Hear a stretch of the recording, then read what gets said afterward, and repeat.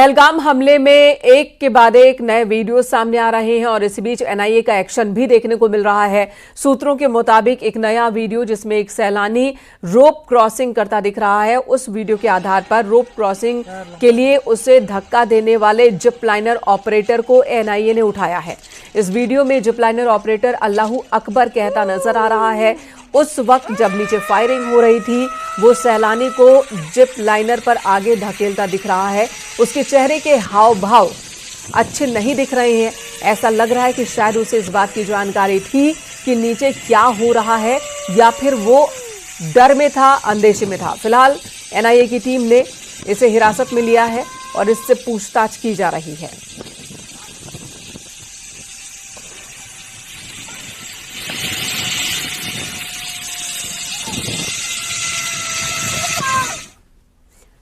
पहलगाम हमले के बाद यूपी में सीएम योगी ने बड़ा एक्शन लिया। सभी पाकिस्तानी नागरिकों को लौटा दिया गया है, यानी कि पाकिस्तान भेज दिया गया उन्हें। सीएम योगी खुद पूरे मामले की मॉनिटरिंग कर रहे हैं। मुख्यमंत्री योगी आदित्यनाथ ने उच्च स्तरीय बैठक कर अधिकारियों को पाक नागरिकों के खिलाफ तत्काल एक्शन लेने के निर्देश दिए, जिसके बाद यूपी से चुन चुनकर सभी पाकिस्तानियों की वापसी हुई।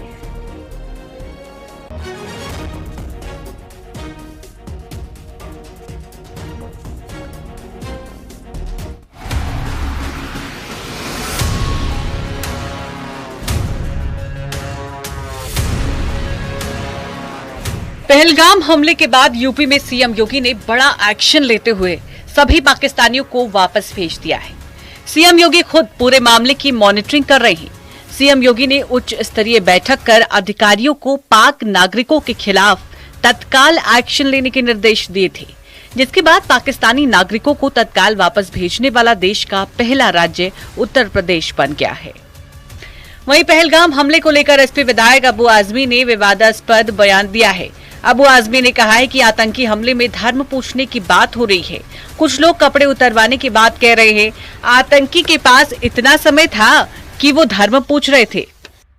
बहुत सारे लोग कह रहे हैं, आदमी के दिलो दिमाग में बात एक आती है कि जब आतंकवादी आया बंदूक लेकर के और उस वक्त हाथ में बंदूक का मारना है और सिक्योरिटी आ सकती है, उसको उनको खुद मार सकती है, पकड़ सकते हैं, लेकिन इनके पास इतना समय था कि आराम से एक आदमी को वो जो है पूछ रहे हैं, कपड़ा उतार के चेक कर रहे हैं और फिर मार रहे हैं। तो ये लोग कहते हैं कि भाई ऐसा कैसे हो गया, हुआ होगा मुझे नहीं मालूम, भाई मेरे पे एफआईआर नहीं करना है। पूर्व बीजेपी सांसद सुब्रत पाठक ने कहा है कि कई लोग बीजेपी मोदी का विरोध करते करते देश विरोधी भी बन गए हैं। इनके अंदर पाक के लिए प्रेम उमड़ रहा है।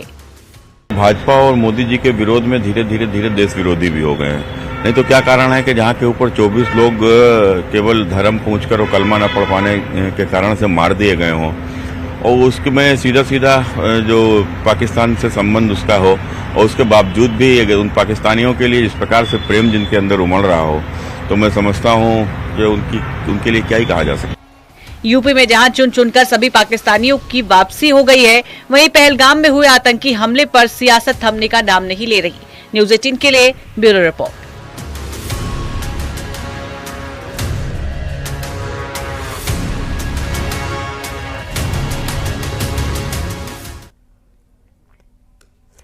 तो उत्तर प्रदेश में एक्शन तेज लिया जा रहा है। पहलगाम हमले के बाद यहां पर कार्रवाई और तेज कर दी गई है। यूपी में बांग्लादेशी और रोहिंग्या की तलाश भी की जा रही है। सीएम योगी के निर्देश पर यह कार्रवाई हो रही है।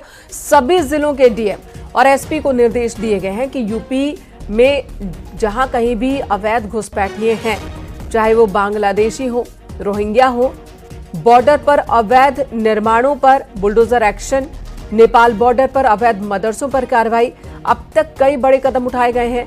यूपी से सभी पाकिस्तानियों को भेजा भी गया है पाकिस्तान।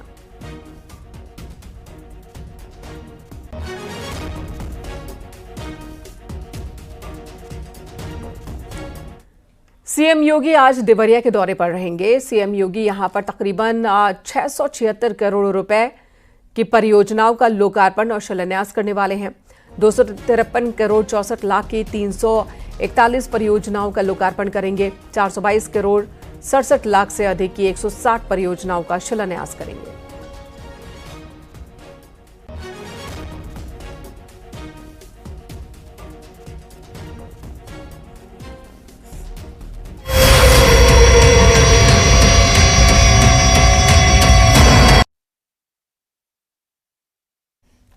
वहीं गोरखपुर में आज सीएम योगी आज गार्बेज ट्रांसफर स्टेशन का लोकार्पण करने वाले हैं। यहां प्रोसेस होने वाला कचरा सहजनवा के सुथनी में एनटीपीसी के प्लांट भेजा जाएगा, जहां पर इस कचरे से चारकोल बनाया जाएगा। नेशनल एयर क्लीन प्रोग्राम के तहत नगर निगम के इस गार्बेज ट्रांसफर स्टेशन के निर्माण पर कुल 9 करोड़ 89 लाख रुपए खर्च हुए हैं। महानगर के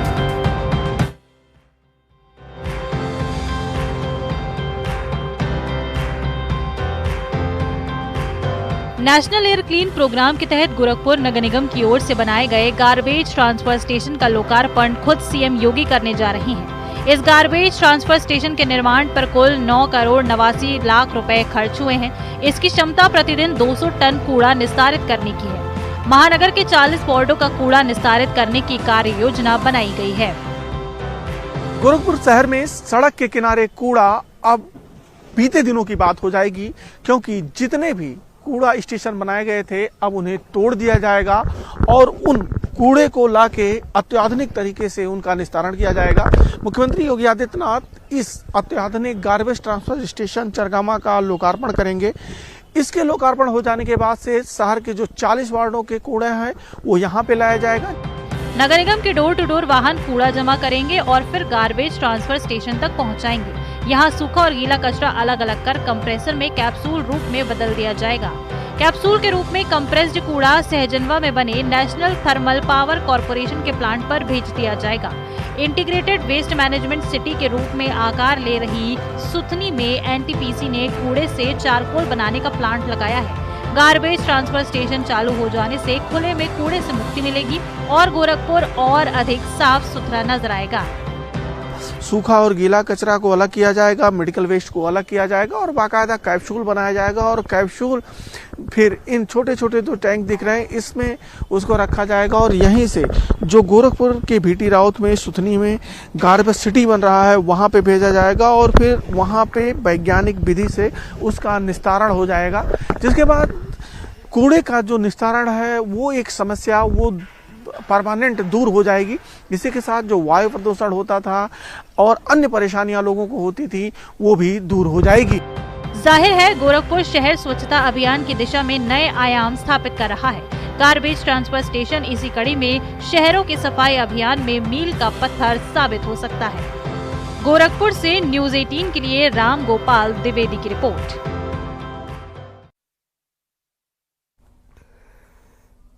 गोरखपुर का पंडित दीनदयाल उपाध्याय विश्वविद्यालय अपना हीरक जयंती वर्ष मना रहा है। विश्वविद्यालय की स्थापना के 75 वर्ष होने पर यह आयोजन हो रहा है। यूपी के पहले मुख्यमंत्री पंडित गोविंद वल्लभ पंत ने इस विश्वविद्यालय की नींव रखी थी।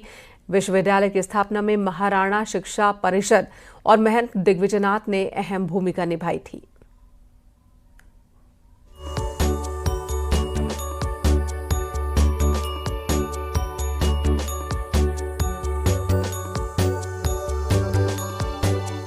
देश की आजादी के पहले ही गोरखपुर में 1932 से महाराणा शिक्षा परिषद ने शिक्षा की अलग जगा दी थी।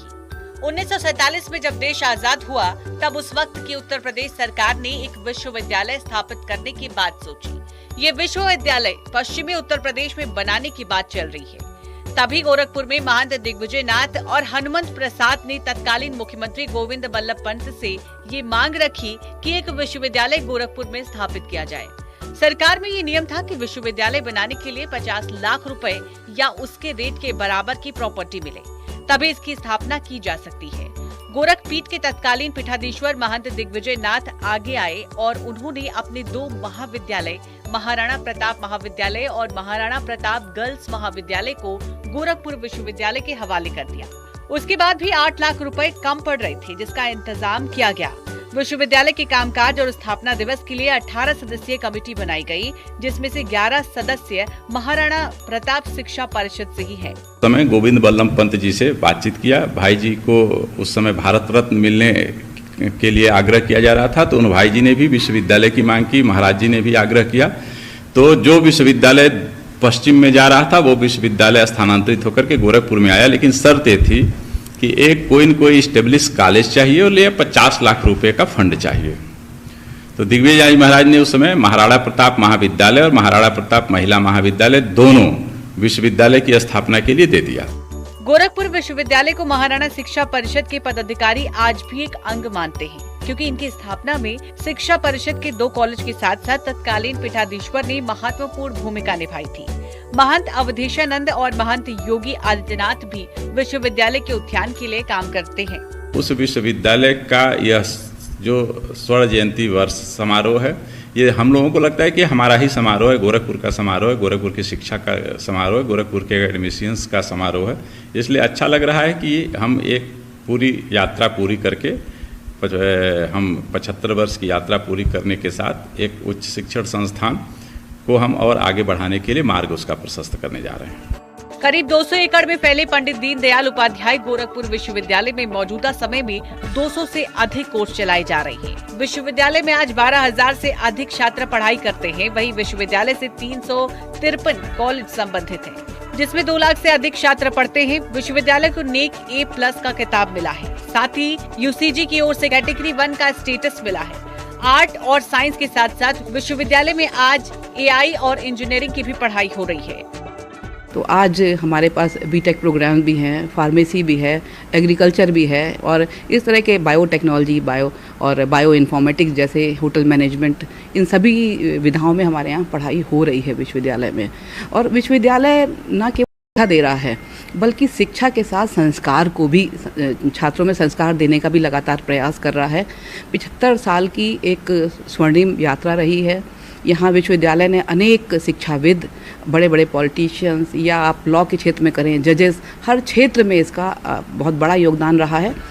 विश्वविद्यालय से मौजूद रक्षा मंत्री राजनाथ सिंह, हिमाचल के राज्यपाल शिव प्रताप शुक्ला सहित देश के कई बड़े लीडर निकले, तो वहीं कई बड़े वैज्ञानिकों ने यहाँ से पढ़ाई करके देश का नाम रोशन किया। बड़ी संख्या में यहाँ पढ़े छात्र सिविल सर्विसेज में गए हैं, लेकिन जिन्होंने देश के विकास में अपना बड़ा योगदान दिया है। आज यह विश्वविद्यालय एक वटवृक्ष के रूप में बन गया है। यहाँ पे हजारों छात्र पढ़ते हैं, कई कोर्सेज चल रहे हैं। अब कृषि से लेके बीटेक तक, साइंस से लेके आर्ट तक सभी कक्षाएं यहाँ पे चल रही हैं और हजारों छात्र यहाँ से निकल के देश के बड़े बड़े पदों पर सुशोभित हो रहे हैं। अखिलेश पांडे के साथ रामगोपाल द्विवेदी, न्यूज़ 18 गोरखपुर।